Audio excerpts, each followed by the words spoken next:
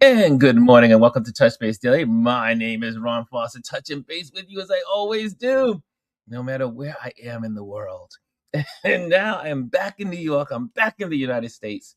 Well, I'm really in Jersey, and I'm back in the United States. And how are you all doing? Let me just center my little hat here.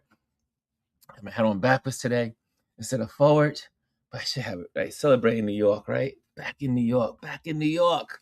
But I'll do it this way. Do it this way. Okay, so how are you all doing? The world is the war is the war.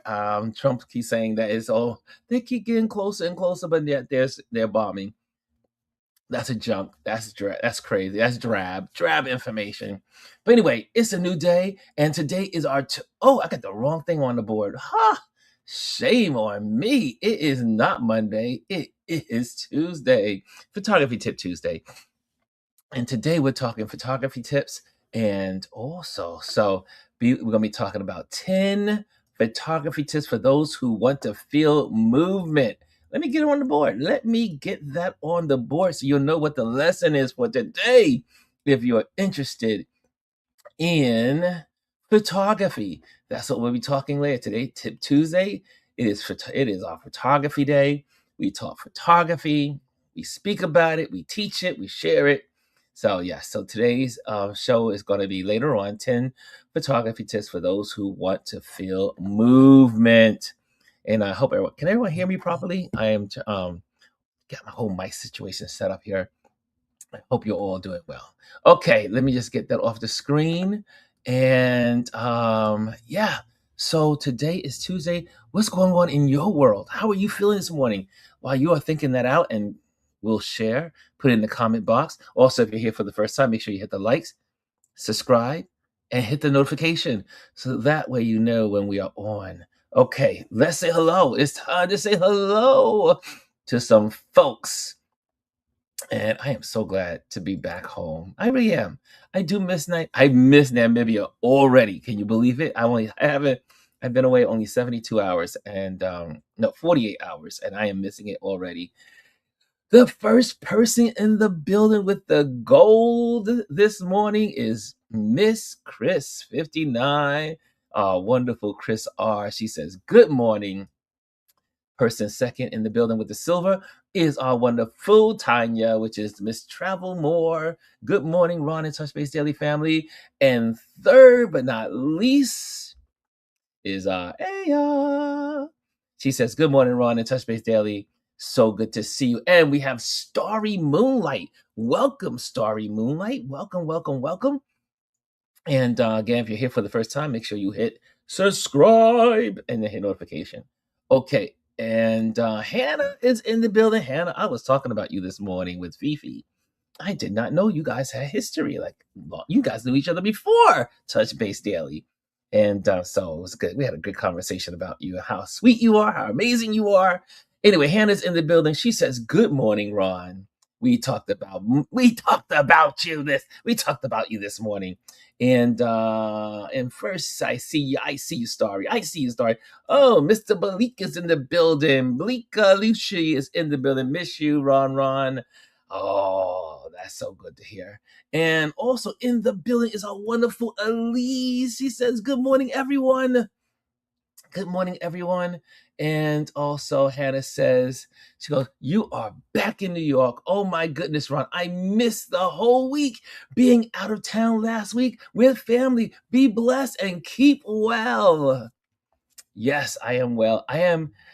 Man, like I said yesterday, traveling through Namibia, South Africa, going to Portugal, going to Germany, going to France, enjoying these amazing places with these amazing people really, really blessed me, nurtured me, encouraged me, gave me energy, helped me to learn about myself, learn about who I am as a person, my stressors, my my limitations, my fears that I did not know I had, all kinds of stuff I learned on this travel. 4 months of travel. That's insane. And believe it or not, I had cut it short because I was supposed to go to Tanzania and Kenya as well. But because of the world geopolitical situation, I should say the geopolitical situations where people are not doing well because of the war in the Middle East. So I had to change my travel plans. But you know what that also reminds us all? You always should be ready to pivot. You should always be ready to pivot. Things don't always work out the way you want it to work out. And because you set a plan is the plan. The map of what you want to do is the map. However, even with like traveling, for instance, being on the road, heading to we were on the road heading to this place called Luderitz, which is in the southern part of Namibia. But on the way, we stopped by the second largest Grand Canyon in the world outside of America. America has the first Grand Canyon. Namibia has the second largest Grand Canyon. And by the way, it looks just as big as the American Grand Canyon. And but while we were on the road, we had some rain, which is unexpected during this time of the year. During that time of the year, also we got to see these amazing landscapes, which made us like, we got to stop. So we stopped along the way here and there, and this place and that place to catch photos.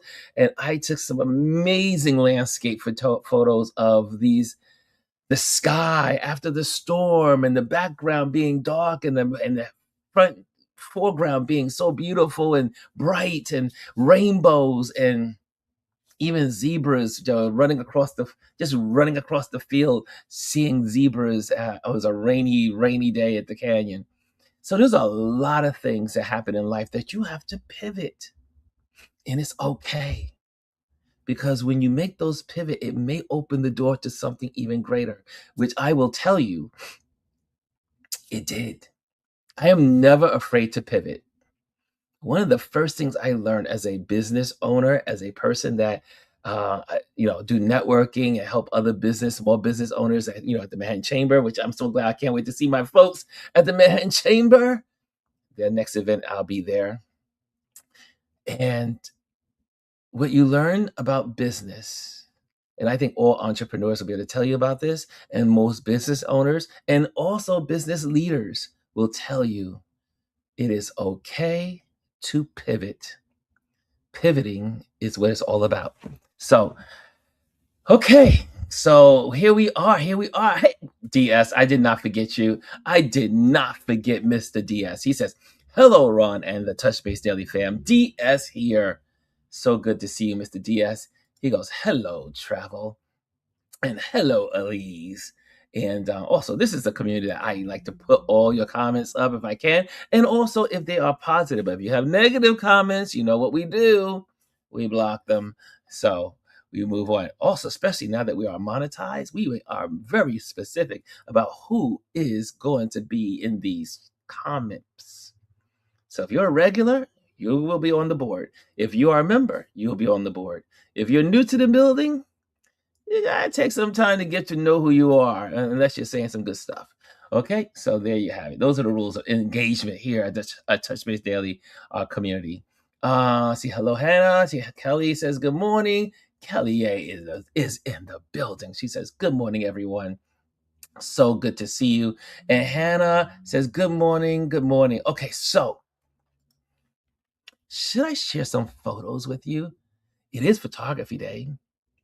And I think I shared the photos with the soccer, I think, or football.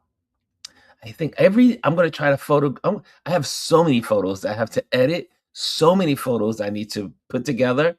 Also for some clients that I'm working on, because I am also helping my friend who is one of my clients who I was staying with, help his travel agency. So a lot of photos I took with us being in different places on the road, meeting people in the township.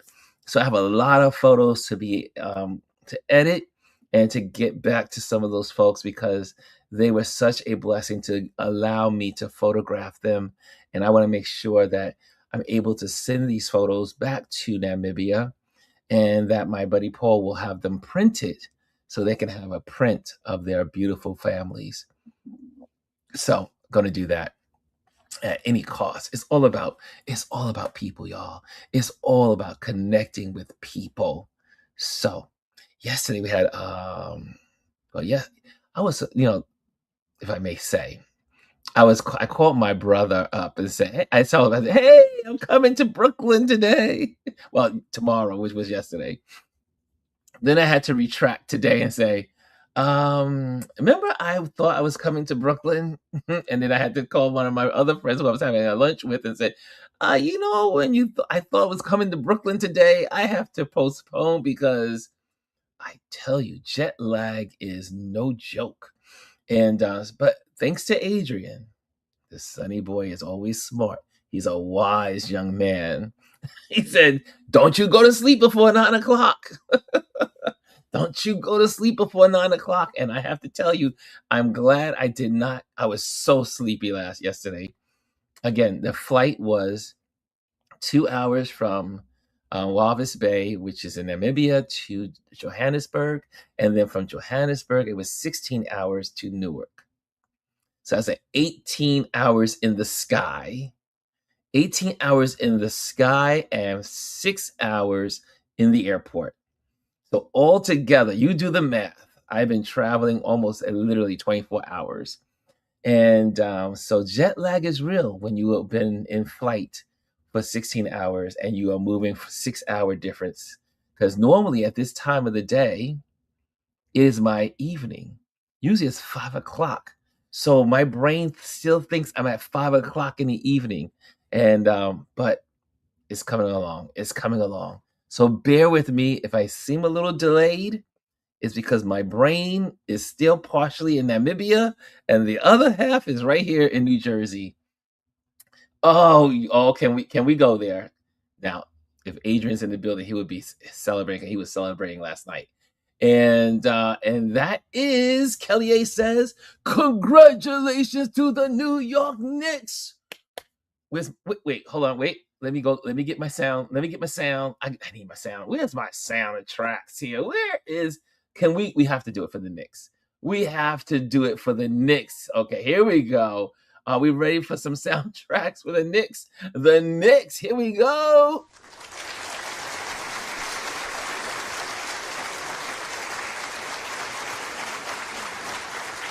The Knicks. The Knicks.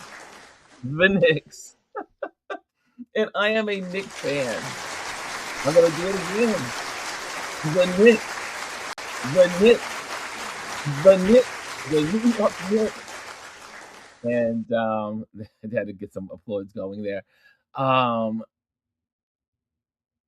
I have well, I have never. I can't remember the Knicks winning the finals. So this is like huge, and it hasn't happened in years since I was young, like really young. So congratulations to the Knicks. I was looking in the television screen for our wonderful Spike Lee, because Spike Lee is a die-hard Knick fan, and Spike Lee also I used to live about 12 blocks from Spike Lee, well, his studio in Brooklyn.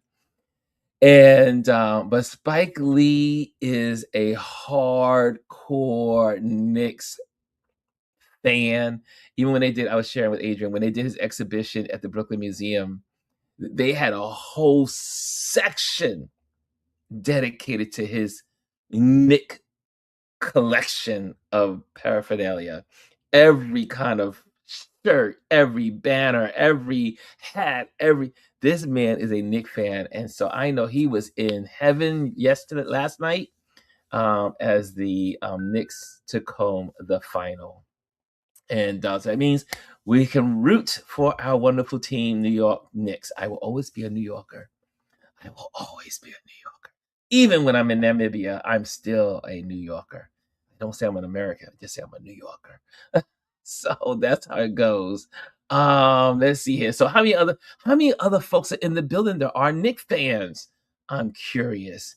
Hannah says, yes, yes, yes, yes. And I'm gonna put a flag on that for Mr. DS. And yes, someone said go Knicks. Aya says go New York Knicks. Go New York Knicks. They also DS says yes, the Knicks did it.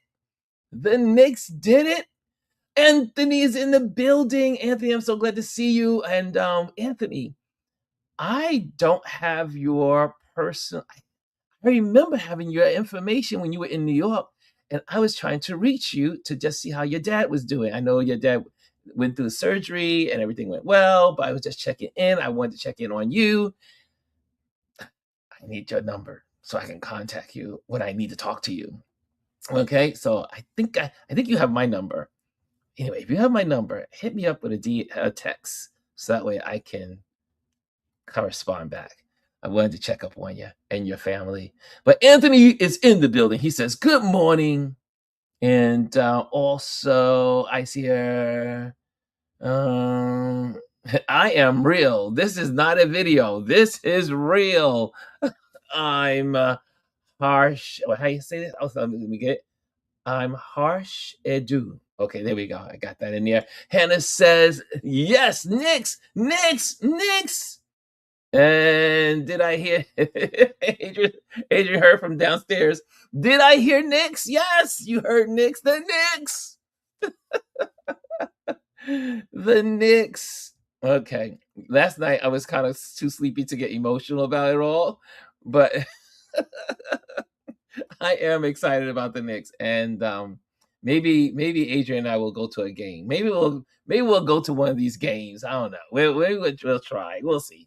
Since 1999, literally the last time the Knicks.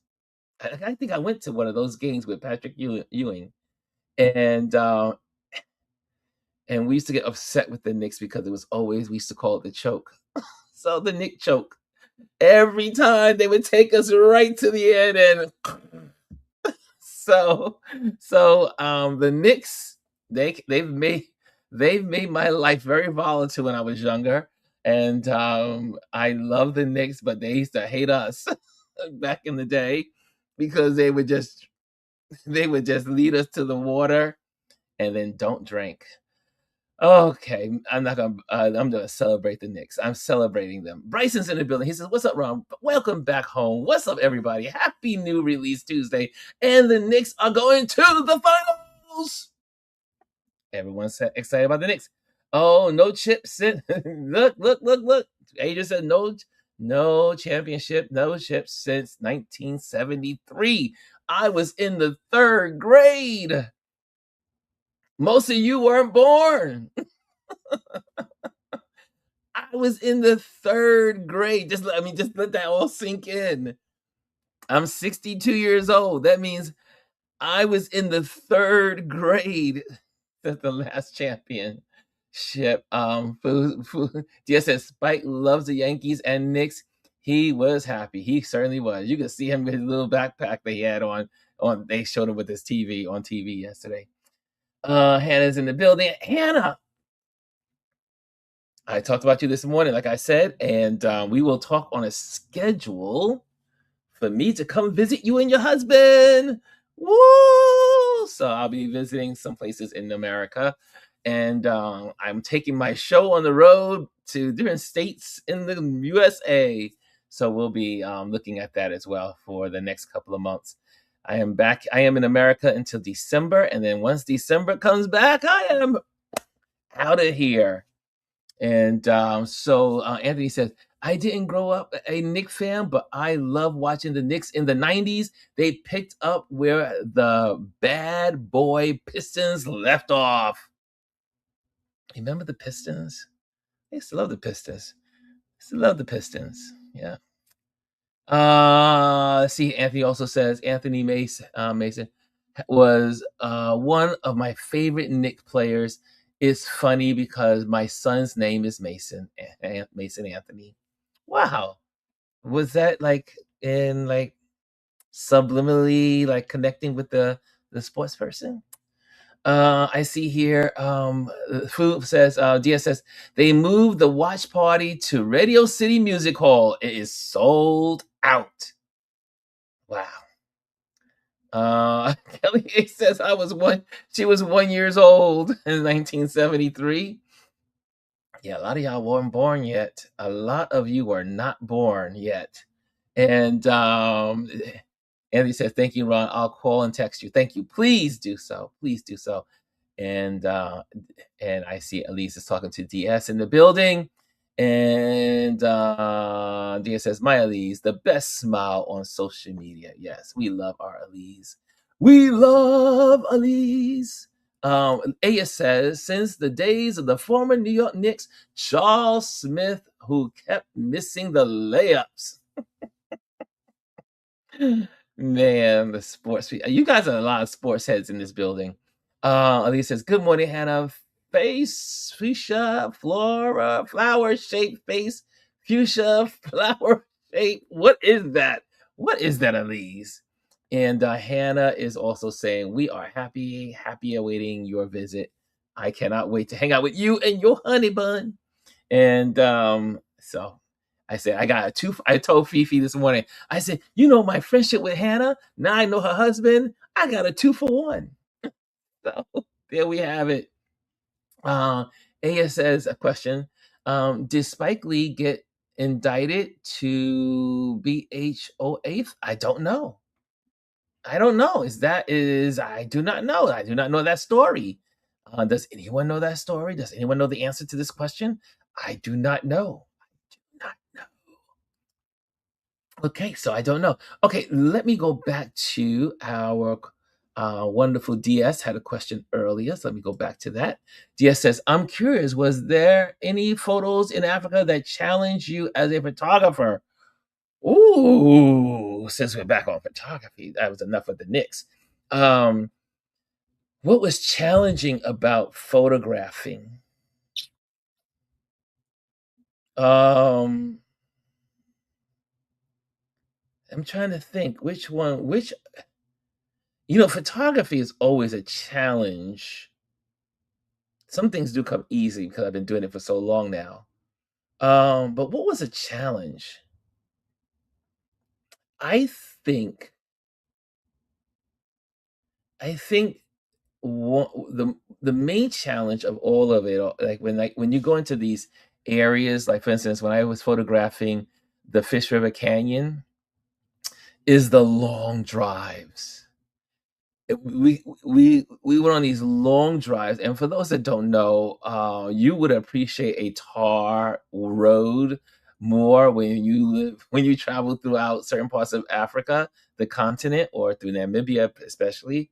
A lot of the roads are not paved, so you are riding on these gravel roads and also dirt roads, and so if it's the dirt roads are full of dust and dirt because the cars before you that they plow up all the dirt, and then also the gravel roads are a constant moving and shaking as you are driving. You have to have really good shocks on your car, or I should say on your Jeep, 4x4. So yeah, the most challenging probably was what we're going to talk about in this subject today is motion photography while being in motion is being you're always discovering something at every turn, so you don't know what is coming from moment to moment, town to town, landscape to landscape. The weather is changing, so those are the things that are more challenging. um the biggest challenge for me, now that I think about it, because my body is sore from it, and most of my friends who are with me on these excursions, they can't believe how heavy my photography bag is.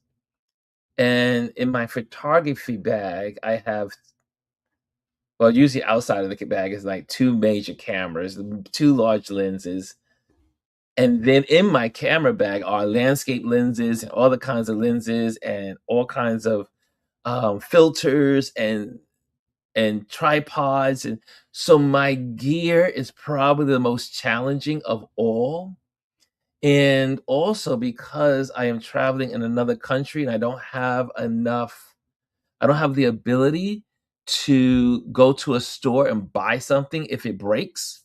So some of my gear is repetitive. So I will have 2 chargers in the bag. I will have multiple layers of batteries. I have multiple memory cards.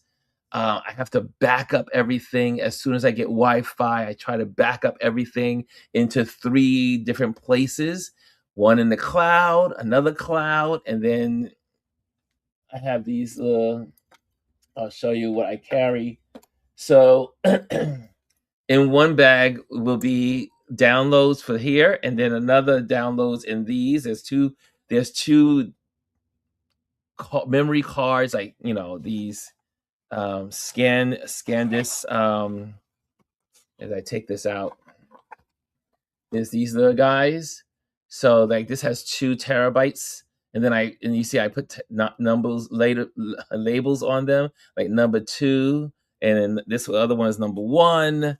But then this is usually in one bag, and then I have the backup with this one, and then these have 2 cards in it as well, and then they're in separate bags because if I lose or something happens to one bag, at least I still have all my photos backed up in another bag. So redundancies is probably the one. Like I said, besides all the moving emotion and traveling on gravel roads and being away from, I don't want to say civilization, but really no towns. Not most towns are usually 2 to 3 hours away from each other.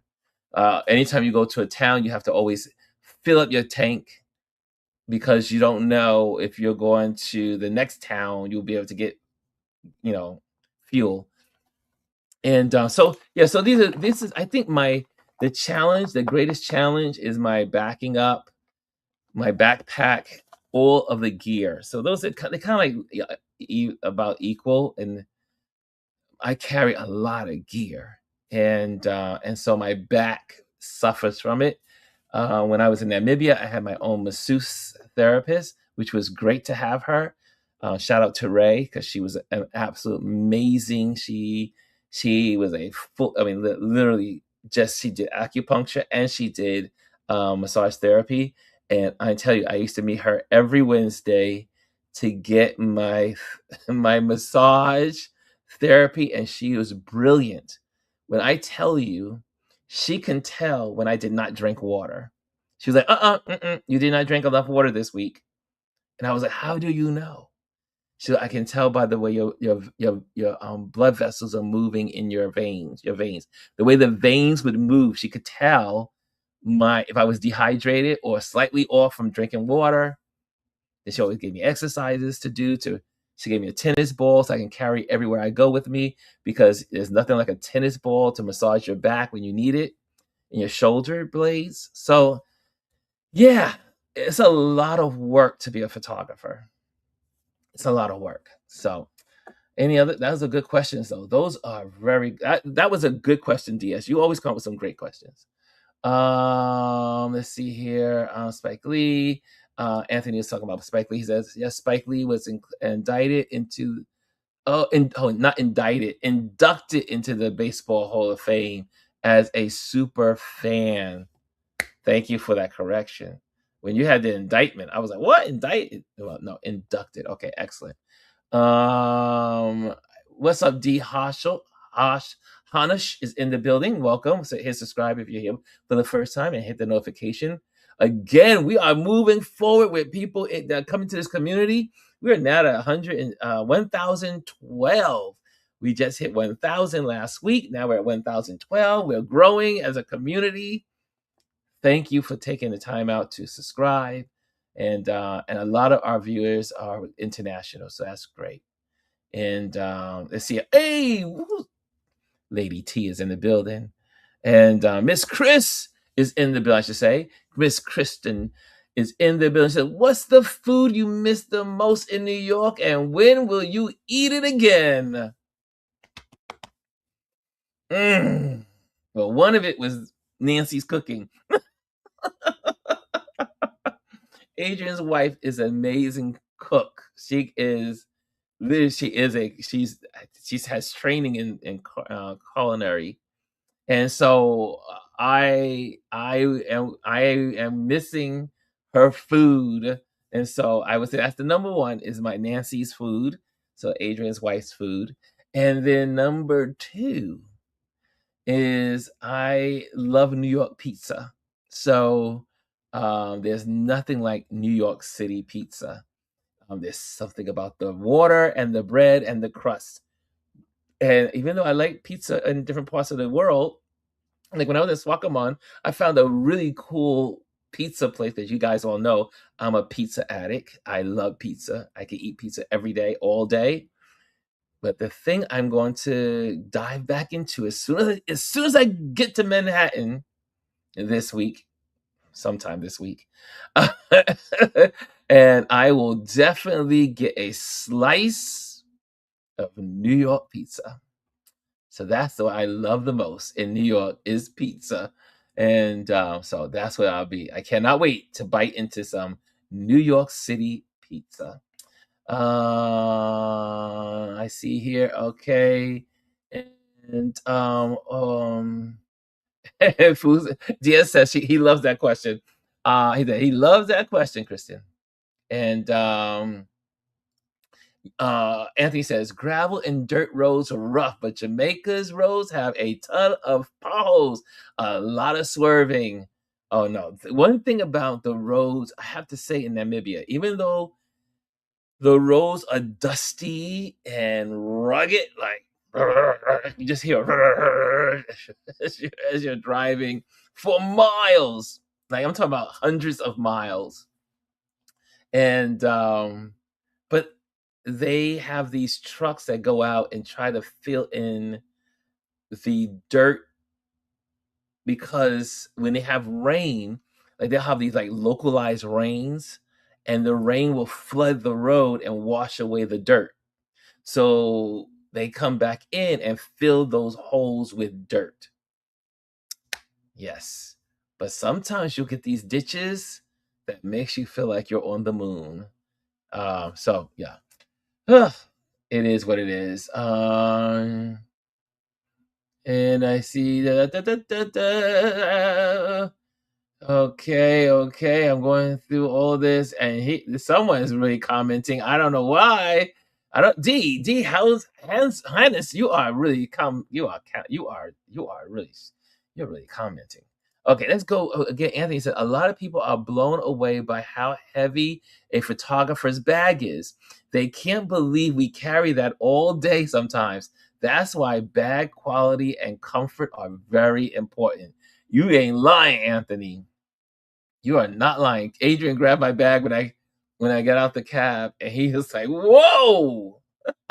Because again, I carry so much equipment, and but that's how I get my job done. And so let's see what time it is. Let me just.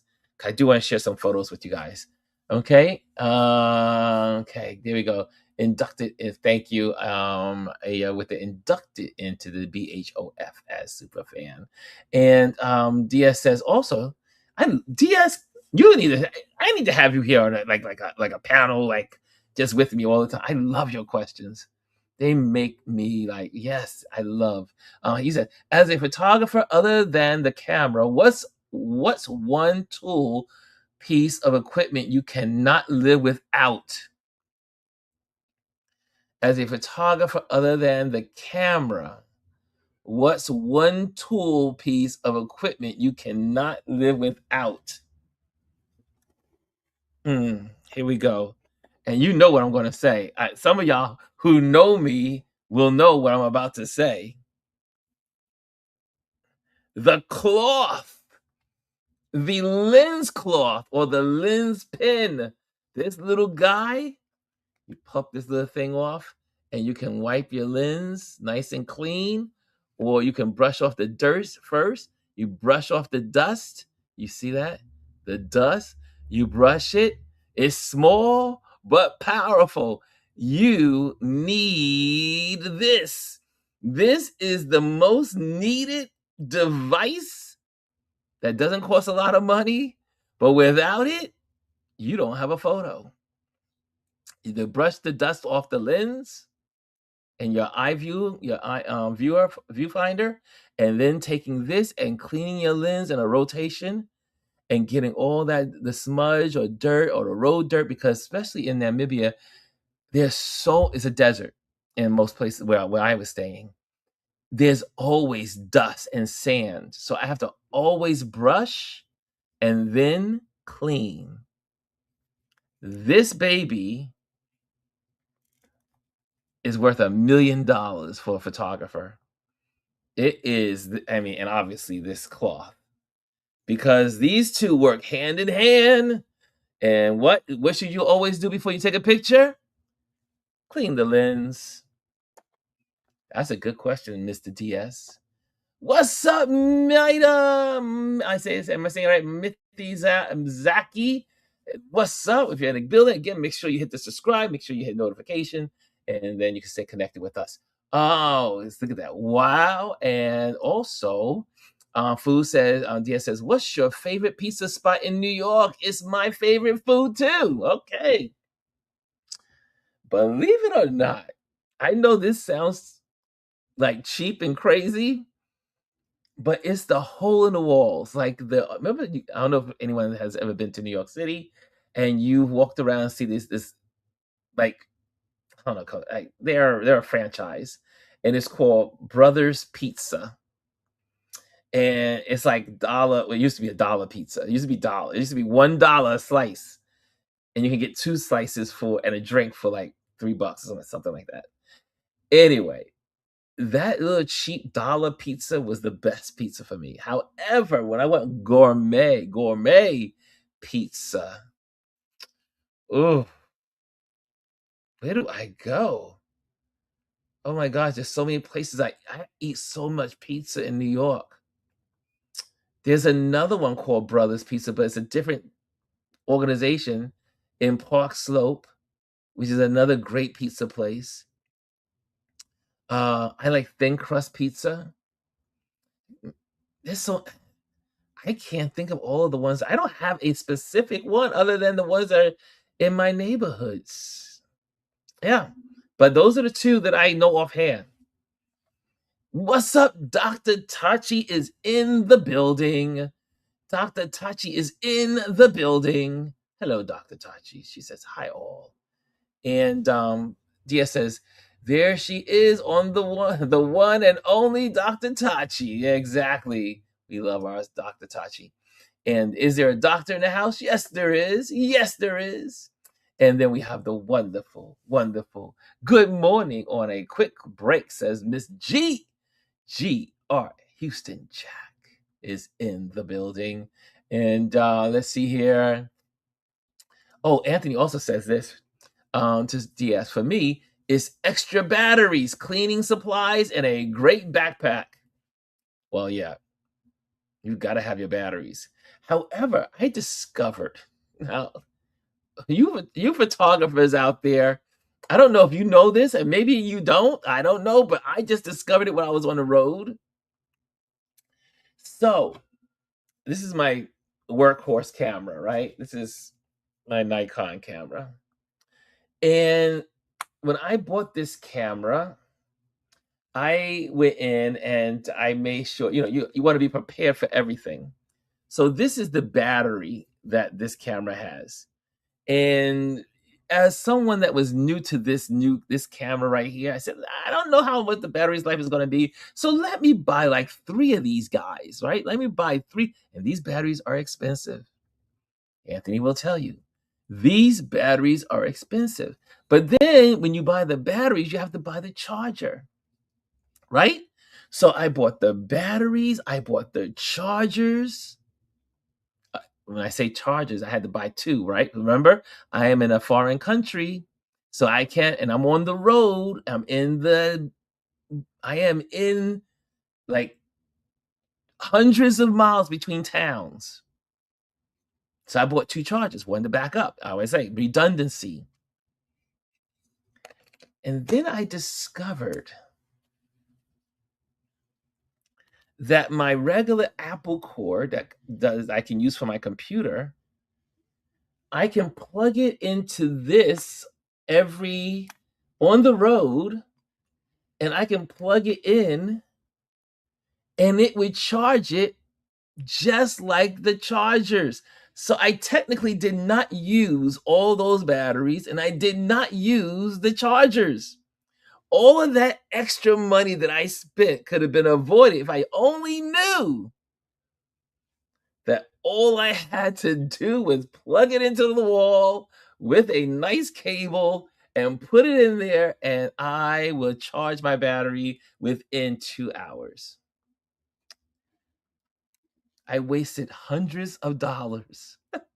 I shouldn't say it was a waste, but I did not use all those battery packs. I did not use I only use a battery pack, one battery. Oops, what happened there? I only use one battery pack once in 4 months of photographing.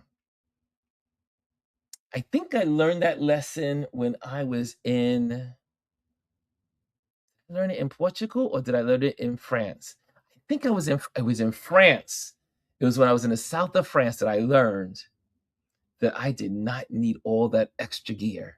So think about it. These three batteries are heavy, and the chargers, well, the chargers are kind of light, but that was like $400 I could have saved if I only knew that this new camera and my all the Z's, then I learned my Z7 did the same thing. My Z9 and my Z7. I was like, I wasted money. I didn't use all those backup batteries I carried around. Not only use one for the 7 and one for the 9. So all you folks that have cameras and you're in the Nikon, I'm just saying Nikon. I don't know what goes on in Canon and all the rest of them.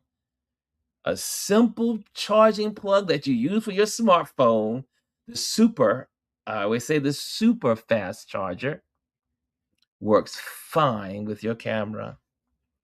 So anyway, just saying, I could avoid it. I could have avoided, oops, sorry about that. I could have avoided carrying all that camera load.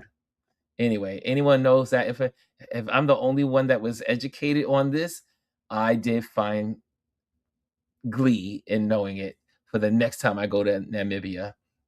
Hello, G's, and hello, DS. Okay, I see all the love. I see the love. I see the love. Wow, I would not have guessed. Okay, got that. I love cuts and slices, says Anthony. And DS will tell you, John Bleecker, yeah, the Bleecker Street pizza place is absolutely delicious. However, I will tell you now that it's all coming back to me. Oh, now that I'm getting back into my New York mindset. My favorite pizza, since you helped me with this now, is the Prince Street Pizza Shop. It's famous. All the celebrities go there for its pepperoni square slices, the grandmama slice, a granny slice, the granny slice, pepperoni, Prince Street pizza place. Anyway, moving right along. I had a fantasy there. I had a fantasy. G says, I'm overdue for a New York City trip. Gwendolyn, when you are in New York, you know we're hanging. So I got you. I got you and Mr. Jack. Chris says the best pizza I ever had came from a mom and pop shop on Fordham Road in the Bronx. Real Italian men tossing dough in the air. Pizza is the best. I mean, whoever invented pizza, no one knows exactly who invented pizza. But, some people like to give the Italians the credit, but then they say Chinese people the Chinese folks created pizza. And then someone did a story. I don't know what story was that. It was several years ago. Someone did a story that there's two types of foods that is global, and you will find it in every type of country. That is something that is familiar to being a pizza is in a lot of ancient cultures. But the other thing that was in other cultures, what was that? It was um the beef patty. Like some people have the beef patty, but others have it as like tapas in Spanish, and there's a form of that style with the meat inside or the veggie inside. It's in all cultures, into even to way back into the ancient cultures. So there's some foods we eat that are thousands of years old. Anyway, that was just trivia. Let's see here. Greetings, Ron. Hey, Mimi's in the building. What's up, Mimi? Greetings, Ron and RLP Touch Base Daily family. And also, Anthony says, yes, plugging in your camera is a newer feature for mirrorless cameras. They now make batteries with a USB-C outlet so you can plug up to the battery directly. So I'm not the only person that just found this out. Thank you, Anthony. Man, I tell you, I could have saved me $400 if I only knew. I could have just bought one battery, one charger. Anyway, moving right along. I see Hannah. Happy Tuesday. And what's up, SCP? Welcome to the building foundation. And I see Anthony. You got some love from G to Mr. Anthony Antonio. And Dr. Taji says, I always use a dummy battery for my camera when I'm in place that has power. Since I'm shooting video, is easier than swapping out batteries. Who knew? Jazzy Jazz is in the building. Jazzy Jazz is in the building. She says, good morning, beautiful people. The beautiful people. Da, da, da. Y'all remember that song? The beautiful people. Okay, I'm running out of time. I am going to share some photos, and then we're going to do our lesson for today. Food Plan says, it looks like you still have some traumatizations about the $400 purchase. Let me tell you, $400 is nothing to sneeze at. You want to save money. And if you are a travel photographer, every freaking dollar counts. You don't want to spend money unnecessarily. You just don't. You want to save money. That $400 could have gone a long way. Anyway, so okay, let's look at some photos. Okay, I'm gonna click in here. Hold on a second as I click into the Lightroom, and let me share with you some more Namibian photos from Namibia, and then I'll start going into other stuff over the next couple of weeks. But since I just came home from Namibia, and let's go here. Let's see in the building. Let's see international travels, and let's go to Namibia. And okay, so I can go to any of these. Okay, so did I share with you the canyons?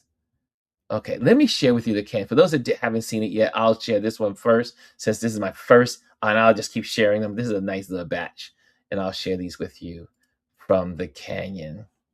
Okay, here we go. Here we go. A little show and tell. How about that? A little show and tell. And Let's go here. Stop it. Sharing and click on this little baby. And we are ready to share some photos from the Fish River Canyon. Now, you see this road here? You see how gravel, all that gravel, rocks and boulders and all that stuff. You have to drive across. Everyone, you do not drive with a car in any of these places. It is all 4x4s, Jeeps, Range Rovers, Fords.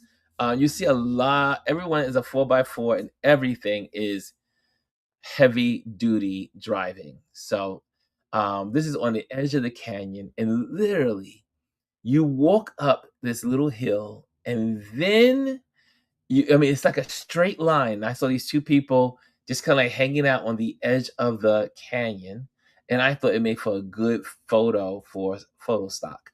So I took this photo for photo stock reasons, and because I just really liked it. I just really liked the scene. But then you get to the edge, and this is what you see. And let me tell you, I was blown away. I was blown away by this scene because for most of my life, I was under the impression that the Grand Canyons was the only one in the world. I don't know why I had that. I don't know why I had that belief. Not sure why that was my belief. But let me tell you, the second largest Grand Canyon slash formation in the world is just as beautiful as the one in America. Now, you really can't get the scale in a photo. This place is so big that if I was standing on one of these little ridges, I would be a dot. You probably would just see me like a little dot because it is so vast, so huge. Let me take you to the next photo. So while I'm looking at the canyon, then I turn to the back. You know, you always got to look in back of you, in front of you to find what photos are available to you. What is the good shot? And rising on the horizon was a full moon. So I was able to capture the canyon and the full moon. And for those that don't know, I just kind of just want to interject for those that this little what we call cactus area here is a foreground. Then you have the midground, and then you got the foreground, background, I should say, and then you have the wonderful moon, full moon. I was like losing my mind. And then my buddy had the drone. One of these days, you'll see the drone coverage. I don't know when, but you'll see it. But he had the drone, which we weren't supposed to have a drone. I told him, I said, don't take out the drone. Don't take out the drone. No drones at the canyon. But this was absolutely breathtaking because you could see in the distance the cloud formations. Okay, let's get to the next one. And then, voila, the sunset on the canyon. Now, for some of you who know, in America, we have what's called the horseshoe, the horseshoe bend, and they have a horseshoe bend also.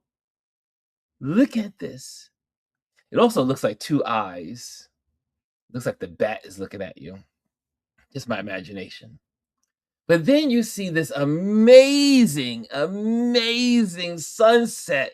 The sun was unbelievable. We got there just in time for the sunset. I know, right? Hannah says, I mean, oh, hold on. My buddy calling me from the. Let me put a pause. Let me stop that. There we go. People calling me from Namibia already. They miss me in Namibia. They're calling me already. Okay, back to the hat. Okay, put the hat back on. Okay. So, I mean, look at this. I mean, in the day, you could not ask. The night before this was a stormy night. This particular night was clear as a bell, and it was so beautiful. I see all you guys comments. So you're above the cloud. So yes, you are above. No, yes, because you are in a plateau, and so the canyon is below you because the ground, the land mass becomes a plateau. So yes. Um, and I see the pictures are truly stunning, said Jazzy, Miss Jazzy.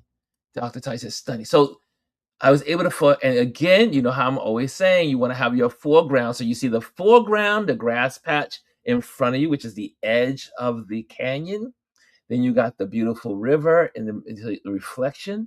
And then you have the wonderful star of the show, the sunset in the canyon.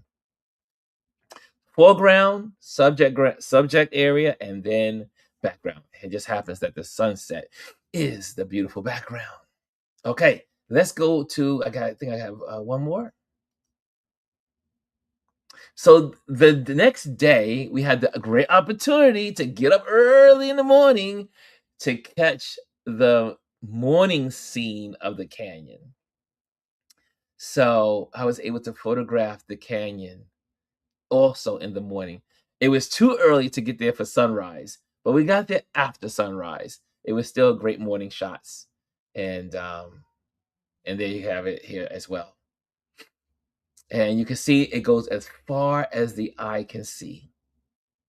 So that was a little taste of my photography, and a lot of these photos will make it onto Getty Images and Photo Stock.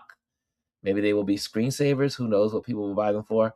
But this is also to build my stock image library, because the stock image library game, or the stock image game, is to have massive amounts of great photos on your account so people can purchase them. And but it's a numbers game. So I am trying to get 100,000 photos on my Getty Image stock account. So, and just sharing all the good stuff. Okay, but look at this. I mean, really, guys, really, it was amazing. So, what do you guys think? What do you guys think? The foreground adds depth to the epic. Yes, to the pic. It does. When you have that foreground, it just makes, because usually when we see with our eyes, there's always foreground, there's always the story, and then the background. That's usually the tradition. Okay. So yes, so definitely the foreground adds depth to the picture. And he also, Mr. Diaz says, great work, Ron. And there's a whole lot of photos for where that coming from. I'm gonna be sharing photos now with you guys every day, because so many. The only way I can get through some of these photos is to share with you every day. So I'll share. I took so many photos. Think about it. This is 4 months worth of work, 4 months worth of traveling. Portugal, France, Germany, South Africa, Namibia. 5 countries, and in those countries, dozens of cities, towns, townships, suburbs, Outer Banks, you name it, I experienced it. The canyon shots were done by freehand. I've learned to bump up because now we have the cameras to do it. I've learned to place my ISO to like 1000, which is not a lot in today's world. and I'm able to bring up my, because when you're photographing into the sun, or you're photographing bright areas, like for instance, the Namibian landscapes are very bright. I mean, the light drops off very quickly at night, but I am able to raise my ISO comfortably, well, 1000, sometimes 1250, and then I'm able to increase my shutter speed, because I'm automatically going to adjust my shutter speed so that my aperture is somewhere around 18, f18. So, and as the light is changing, I'm changing my shutter speed, and by maintaining my f-stop at 18, 16, 18, because I want it clear from edge to edge. Sometimes, like the Grand Canyons, I think I did a f-stop of 20. So I went from 16, 18, I think 20. Yeah, because I needed it was so, the Grand Canyon, or the Fish Canyon, I should say, the Fish River Canyon was so dramatic. You want to get edge to edge in clarity. So I'm adjusting my speed so that way I can also compensate for any movement in my hands. Okay. And even though I'm using my body as a tripod. Now, when I did night shots, when I did the stars, which I'll share with you another day, I definitely used a tripod. I cannot photograph stars freehand because of the very, very slow shutter speed. And yet your f-stop is at 18 also. So landscapes are around 16, 18, 20, right? Individuals are like 8. When I'm photographing people or street photography, then it's f8, around there. F8, f10, f7, 5.6. Okay, so those are usually my favorites. Chris says, are the women of Namibia strikingly beautiful like the Ethiopian women? Yeah. See, now that's an interesting question that you would ask. I find in my travels, women, how I view people, I I don't view them as in like dating them, but I look at beauty, and I'm usually struck by different types of beauty. Like the Hempa women, the women from the Hempa tribe, they use a red mud to bathe with, and basically for their hair. And you may have seen one of the photos I put out when I first got to Namibia, and that their skin is so amazingly flawless. And but they have this like red mud or red clay in their hair with these amazing hair designs. And I am usually like totally spellbound by the beauty. I find beauty in so many, my beauty, what do you want to call it? Calibrations are so wide, because I don't like have like a narrow view of beauty. I see beauty in pretty much everything. But when I look at women from around the globe and the work that women put into their beauty and how they appear, I am fascinated.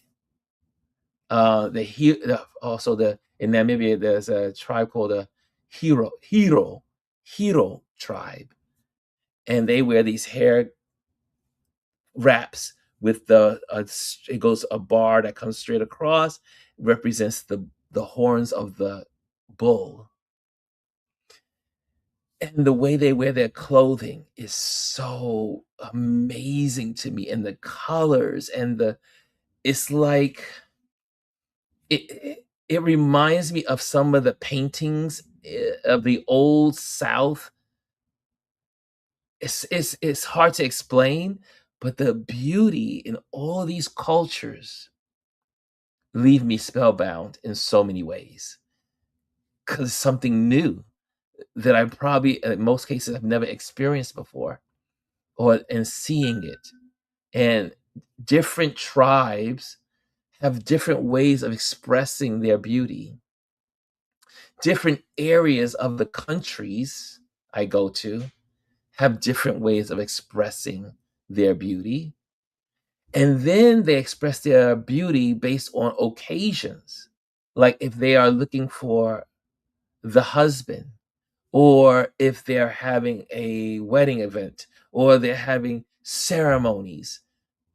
There's a look for so many different activities in everyday life society. I hope I answered that question properly. Uh, Elise says, "That's an interesting question," and I hope that answer helps. Same thing, Jelly says, "Agreed, Elise." Um, but yeah, the women, like I said, I find beauty.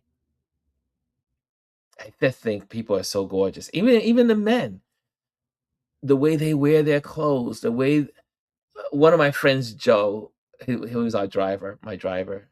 And I always call him my bodyguard also. He's a police officer. And he was my driver going south in Namibia. His skin was flawless. I was like, how do I get my skin to look that good? And then my buddy he's from Nigeria, he says, "It's the cocoa butter. It's the not the cocoa butter, it's the shea butter." He says it's the shea butter that they use, like, when they wash and then they coat themselves with the shea butter. So, I used to get the shea butter from Harlem. When I go up to Harlem, they have the shea butter, and they sell it on the street, which they usually get from Africa, from different places in Africa, on the continent. And his skin was flawless. I mean, a lot of the women are flawless, but when you see the guys also, their skin is flawless. I mean, like, and that's not all African men, don't get me wrong, but there are some African men in Nigeria and South Africa, in Nigeria, in Ghana. I can say because I've been to those places. Their skin is flawless. And it's almost like it almost doesn't look real. Their skin is so, and you can tell it looks soft. It has a sheen to it, and I'm sitting there like, "I gotta go back to my shea butter." I need to go back to my shea butter routine because literally their skin just looks amazing. And I can see some people in the building saying, that was a perfect. Oh, thank you, Chris says that for the other end. That was a perfect question. Travel, Tanya says, thank you, Ron, for the thoughtful response. And Dia says, yes, the shea butter. Shea butter, yes. Dia says, I use shea butter every day, raw. That's why I'm so handsome. Can you tell? And yes, it's the raw shea butter that they sell in Harlem, or you can get it in Bed-Stuy. But mostly, I get mine from and now that I'm back, I had ran out and I substituted with the cocoa butter. It's cool, nothing like raw shea butter. So now I'm going back to my shea butter routine. Just saying. Uh, and and Dia said the raw smells a bit funky, but the smell does leave. It does. And when you smell it in the jar, you're like, "Ooh." But when you put it on, that smell goes away, and I mean, your skin looks amazing.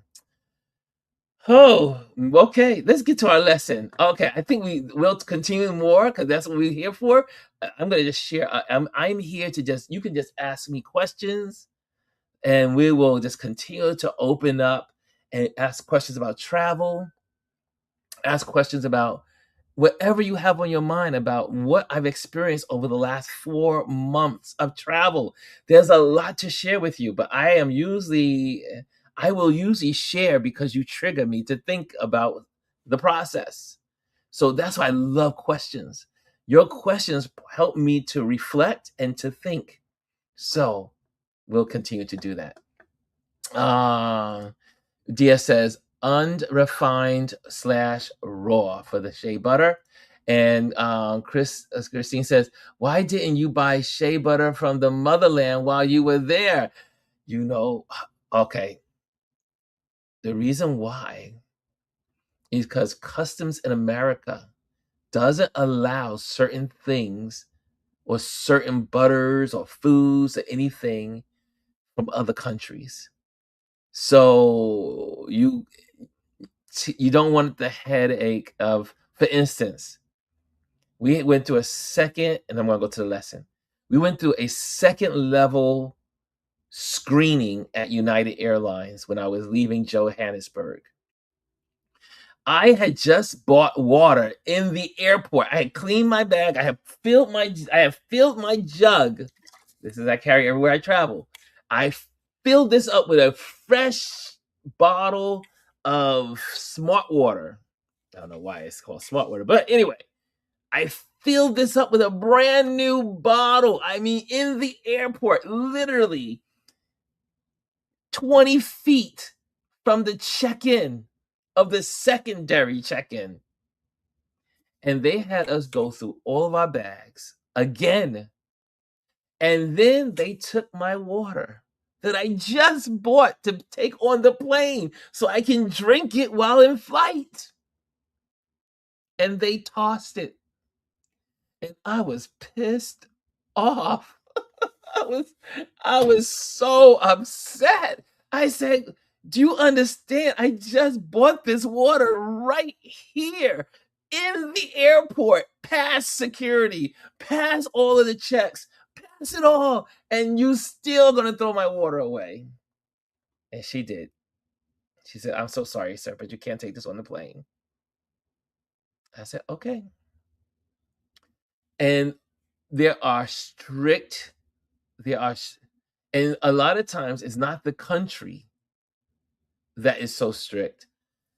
Sometimes it's the American it's America that is strict. So we went past their check, but we went through another secondary check for United Airlines because they are very America is very strict. And you'll see also like when you go to Puerto Rico. Puerto Rico is a United States territory, but you cannot bring agriculture of any kind into the United States from just Puerto Rico, and it's a United States territory. So there are just different travel things that you have to think about. That's why I didn't get the shea butter, even though I wasn't really thinking about it. If I was thinking about it, I don't. I've been traveling long enough to know not to bring anything on the plane that would be suspect. But when I get to Harlem, I'm going to get my shea butter. Anyway, so that I hope that answers the question. I wonder if that's Dr. Tachi's secret, just great skin. Dr. Tachi has great skin as well. And it says when you're flying internationally and you buy anything in the airport, don't open it until you get to the gate. I learned my lesson. My big bottle of water was tossed. It was just water. Okay, let's get to our lesson. Okay, so anyway, we'll continue this discussion tomorrow. So, but let's get to our lesson, and that is top. So we're talking about motion.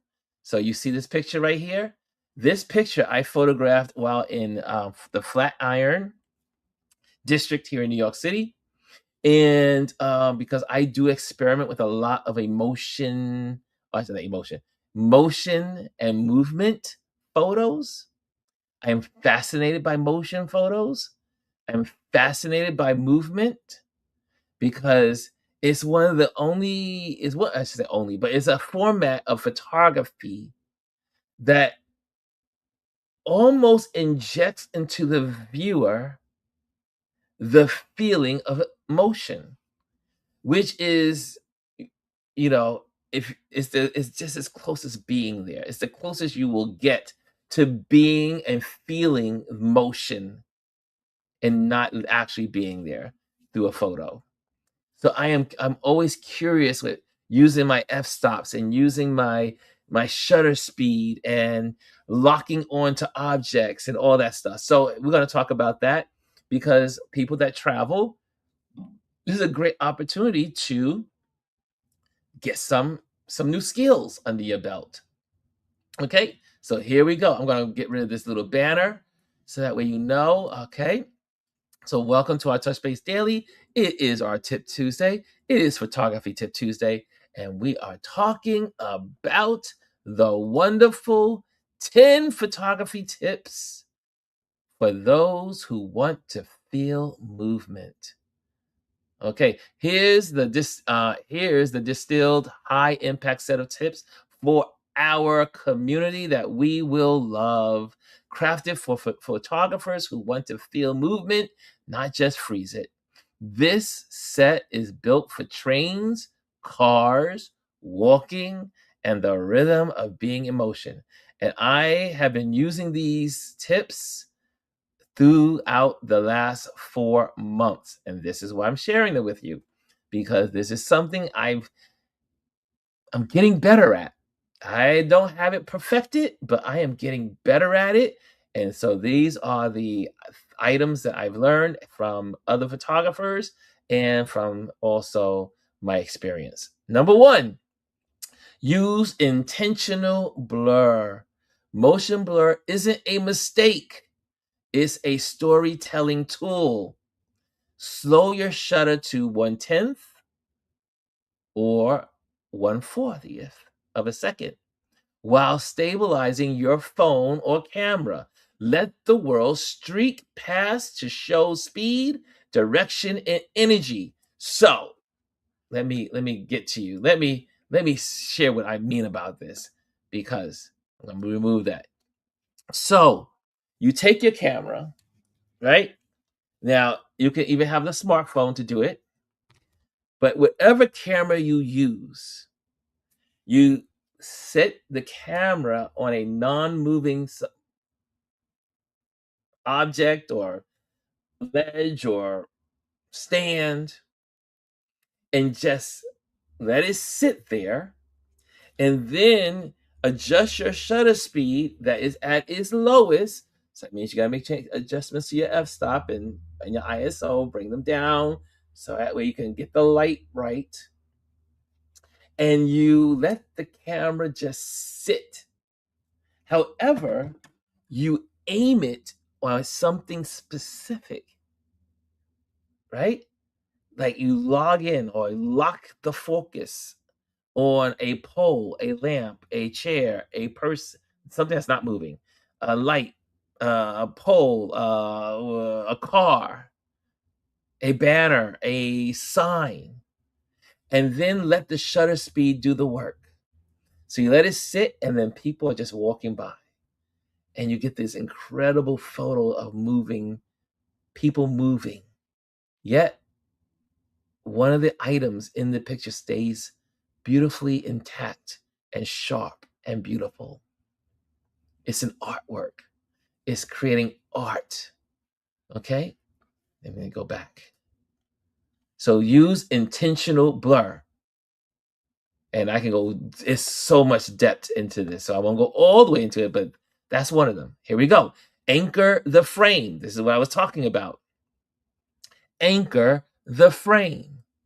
Movement feels stronger when something in the frame stays still. Use a window frame, a dashboard, train seat, or your own hand as a visual anchor. This contrast creates a sense of you are here while the world rushes by. I took this picture of a woman. Again, this was in the Flatiron District. I was playing with my camera and I wanted to focus on her. She was moving, and this will take us to the next one. But she was moving at a pace that I could take the camera and pan it with her at a very slow shutter speed, which made everything around her goes into a movement blur. Right? I like that photo. So here he is. Number 3, try panning. That's what I just said. Perfect for walking or shooting from a moving vehicle. Track your subject with your camera as they move. Here's another way. That's one way of panning with the person is you're panning the person, but there's another way. For instance, you're in the car, you're driving, take your shutter speed down.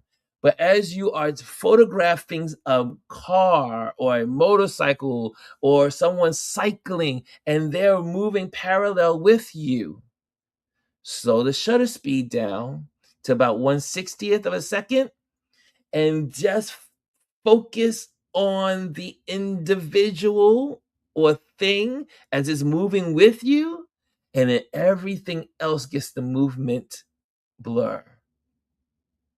Does that make sense? Does that make sense? And you'll get these amazing photos. So here you go. Track your subject with your camera as they move. They're usually moving with you. Use 1/20th of a second to 1/60th of a second and follow smoothly. The background blurs and the subject stays sharp. Because the subject stays sharp because you're moving with the subject, but at a slower shutter speed. Okay, number 4, shoot through glass. You ain't gotta tell me this because I'm on tours and I'm in townships. So a lot of times when I'm taking photos of people in the township, I am photographing through the car window. I don't have my car window down and people can see me photographing. I'm doing a documentary. I just want everyday life. But I'm shooting through the car window in the front and the car door window on the side. Here's a tip. Windows add layers, reflections, and mood. You know, most people say, "Oh, I gotta take the window down. I can't. My windows are dirty. I can't shoot through the windows." No, it creates reflections. It creates mood. You can create art, even with glass. Looking through the glass. So, press your lens close to reduce glare. Get close to the window or the glass door, the glass window, sitting in a restaurant. You want to photograph people walking down the street. Put the camera close to the glass. Or embrace reflections from a dreamy cinematic feel. It gives you a feel like the viewer is in the scene with you. Because like you're looking out the window, the viewer of your photo is looking out the window with you. The rain, the dust, the fingerprints become texture, not flaws. Don't worry about the fingerprints on the windows. Don't worry about the smudges on the glass. Don't worry about the dust particles. Because Lord knows in Namibia, there's dust everywhere. Where you can clean your car and make sure your window is perfectly clean when you start out. But as soon as you get 15 minutes into your drive, your window is dusty. So again, shoot through the glass, but use the things that are not so perfect as part of the art, of the experience of photographing. Number 5, lean into leading lines. We talk about leading lines all the time. Roads, rails, hallways, and sidewalks naturally guide the eye. Use them to emphasize direction and momentum, especially when you're moving forward. I'm going to show you some photos tomorrow, not today, of our road trip going to the canyon. And you get the road obviously moving, like moving, the angles moving together in front of you, the scene. But what happens is it's doing something when you photograph images like that, it draws your eye into the subject. And you'll see that I photograph some interesting things. I'll share with you tomorrow because I want to get through this. Number 6, use burst mode. Movement is unpredictable. Burst mode gives you a sequence. Choose the frame where the motion peaks or the gesture feels most alive. All of our phones have burst mode. Our cameras have, if you go into them, you can do shutter. It'll be like, let me see, it has, let me go into you go do single shot. You can do several shots within the second, and then you got high sequence, which goes even faster. So you get multiple bursts. You just press the button, it goes click, click, click, click, click, click, click, click, click. Then you can press on Nikon, it's the L. It'll go, you press the button, hold, it goes click, click, click, click, click. So you can adjust depending on your devices. Okay? So that helps a lot to get, because out of those photos, if you're trying to get a clear photo, you're moving, but you can't stop the car to get a photo. So you are moving, and so I have to put my camera on high sequence, and it clicks.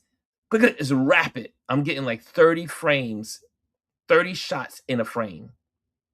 And then when I go back to my photos, like I'll go back and look over them, I find 2 or 3 photos that are clear and precise and right. And those are the ones I take out, and the other ones I delete. Okay? Burst mode helps you when you are in motion and you cannot stop, but you need rapid shooting so you can get a clear picture somewhere within the frame. So I photographed these horses in Namibia in the desert. No one knows how they got there, but they were there. And I went to photograph them.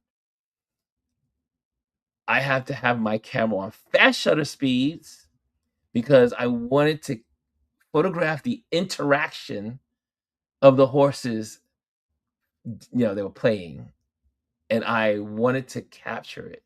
I already had the image in my head, so I knew exactly what I needed to do to get the image. And there they go. And you got the dust on the ground, you got the horses in the air, their legs are up, the other one's going down, they're wrestling.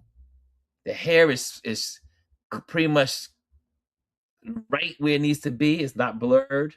It's right there, but it's a little bit of, you want a little bit of motion, but most of this is clear. Okay? And so let me see where we are here. Okay. Any questions? Oh, I see some questions. Something's popping in. Okay, I see here. Let me see what you guys have in here. Okay, did I get it? Okay, here's Anthony. Anthony says, some of my favorite shots were from the back seat of a car. And then Dr. Tachi says, back when we were talking about leading lines, leading lines are my favorite. Yeah. And Anthony says, I've yet to get a hero shot of the Flatiron building. The first time it was storming. The second time it was covered up in scaffolding for maintenance. Maybe the third time will be my opportunity. The scaffolding is coming down. They just put the new lighting in the Flatiron building. So hopefully in a year, it'll be all completed. Okay, let's go to the next ones. Are you guys learning something? I know some people are like, they get checked out. They're like, I'm out. I don't want to learn anything, but I want to make sure that people are learning. You come here on a photography Tip Tuesday, to learn. Okay? And these are free lessons. So if you are in in another place and you can't afford to go to school to get some of these tips, these basic tips will make your photography so much better. Okay, let's go to the next one. Number 7, we got three more to go and we're done. Number 7, play with foreground motion. Let something pass close to your lens, a pole, a passerby, a tree. That quick blur adds depth and speed like a scene from a travel film. Play with foreground. Remember I'm talking about the foreground, the thing that's right in front of you?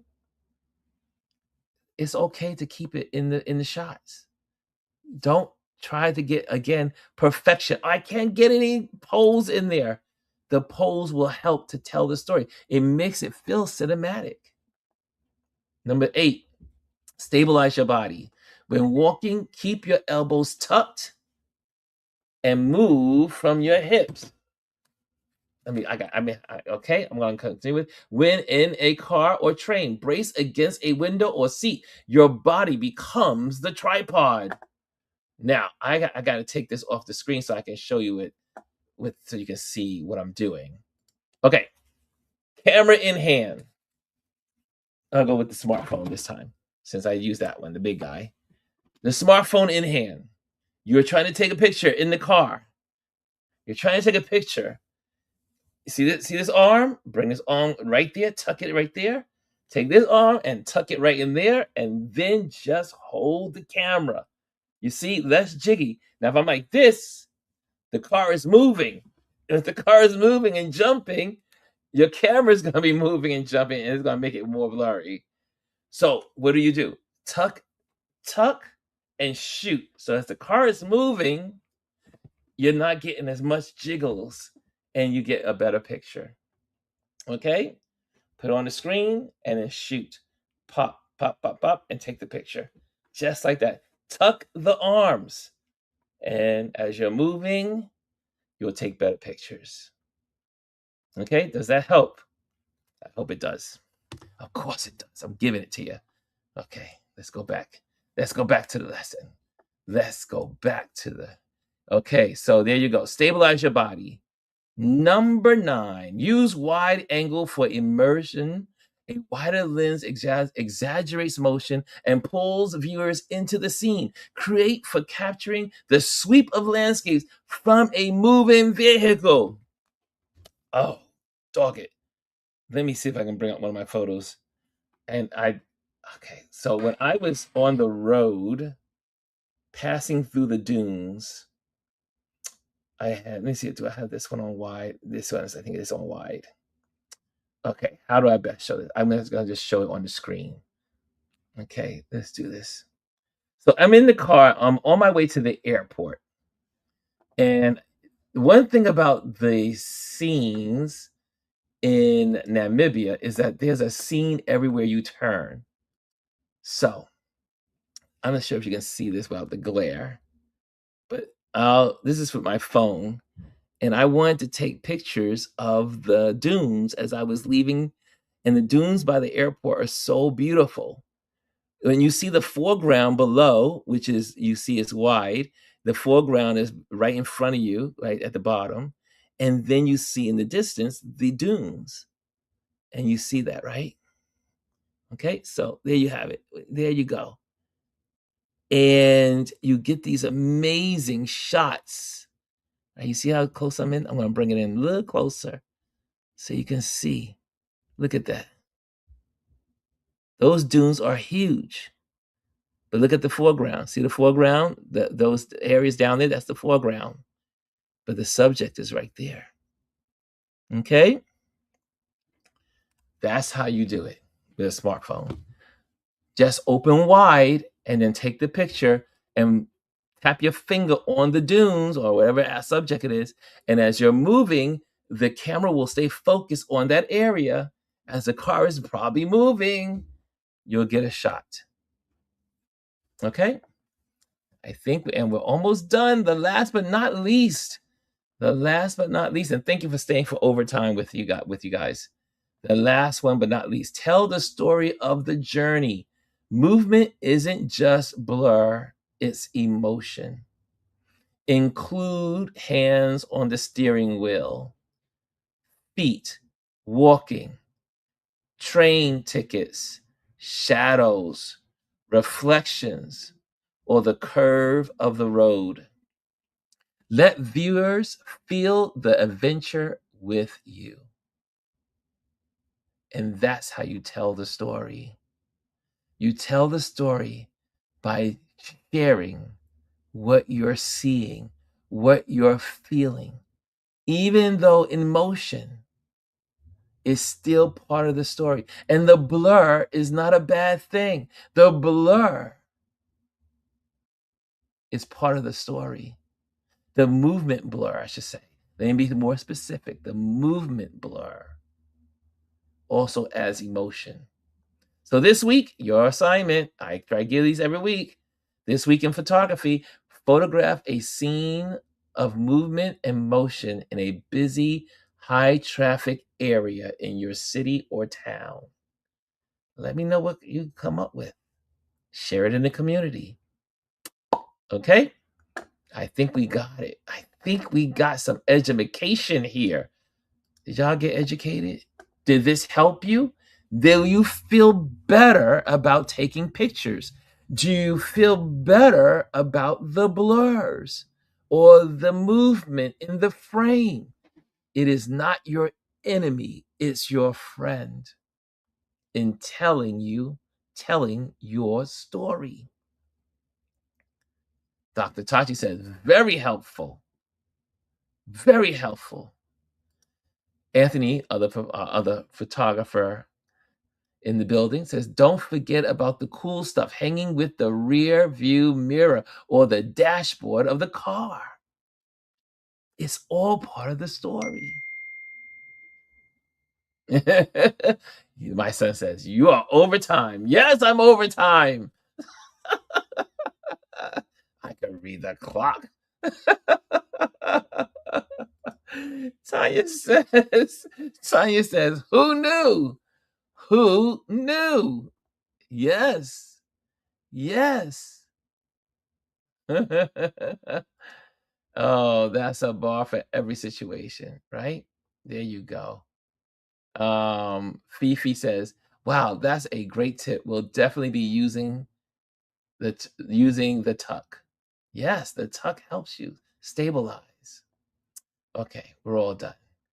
Again, let me just go through my little banners and then I'll let you guys go. We're gonna get out of here because we went into overtime because we had lots of chat, but I'm okay with overtime now. Like I said, I will stay here as long, within reason, as long as you want me to. And I am here to serve you with this platform. And if it educates you, it helps you, then it's worth staying for. Okay, so let's go to our wonderful media banners here. And I will say, well, I'm back in town. Well, let's go first with the community. Put your photography in the community. Put everything. And I will also be putting more photos. As you see, I've been using my community board more often, and I will continue to do so.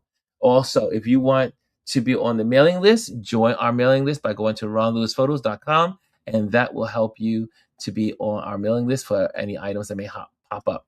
Also, I am back in New York, so that means I need to get back to work. So that means I need to photograph so I can make some money. So I am an event photographer here in New York. And while I'm here in New York, I'll be doing I'll photograph corporate events and also private events for your home, your family, and all that other stuff. So reach out to me if you're looking for a photographer. Last but not least, again, you can become a member of this channel, and every dollar counts to help us there. Also, if you go to the QR code at the top of the screen, you can work with our Patreon where you'll find the lessons that we had today. But become a member here on Touchbase Daily on YouTube. Hit the like, subscribe, and notify.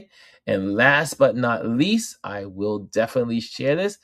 Thank you, Patreon members. Your support helps us create amazing content. You help pay the bills, just like the members pay the bills. So Again, if you want to, and you can find this lesson, this entirety in its entirety in the Patreon community with all of the lessons. So join the Patreon community, become a member, a paying Patreon member. Okay. And I think I have it all. That's all there for you. Anyway, thank you so much for joining me today. Thank you for being a part of this community. Again, I am here to help you with photography, become better at it, and show you something that hopefully you didn't know before, and now you know. There's a woman that comes on, she says, and now you know, like the Channel 4 commercial. Now you know. Okay, guys, I am out. Thank you so much, and I'll see you tomorrow.